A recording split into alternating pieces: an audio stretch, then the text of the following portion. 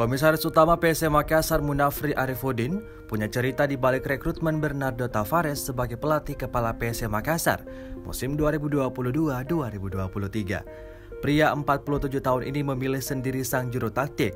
Seleksi ketat dilakukan dari 20 lebih nama pelatih.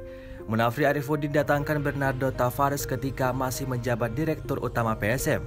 Kini, ia menjabat sebagai Komisaris Utama PSM. Ketika Bernardo Tavares ada 20 lebih pelatih dari berbagai macam negara. Setiap malam saya lihat CV, literatur tentang dia, kata Munafri dalam ngobrol PSM Tribun Timur Rabu lalu. Munafri pun tak salah mendatangkan Tavares. Pelatih asal Portugal tersebut mampu mengembalikan performa PSM musim ini. Sebelumnya PSM terseok-seok di musim lalu, nyaris terdegradasi berada di peringkat 14 dengan 38 poin.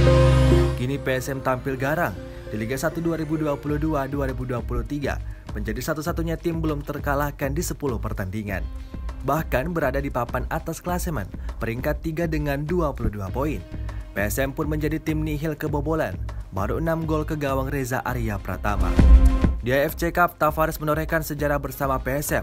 Jadi tim Indonesia pertama menembus final zona ASEAN AFC Cup 2022. Klub berjuluk Laskar Pinisi ini pun masuk peringkat 6 terbaik di ASEAN, unggul juara Liga 1 musim lalu, Bali United. Munafri Arifudin memiliki 4 kategori dalam menentukan pelatih.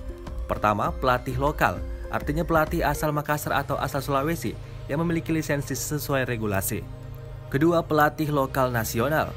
Ketiga, pelatih asing yang pernah melatih Indonesia, sudah tahu atmosfer sepak bola tanah air. Keempat, pelatih asing yang belum pernah melatih di Indonesia, namun paham sepak bola Asia, khususnya sepak bola Asia Tenggara. Kategori keempat ini paling sering dipakai oleh Munafri.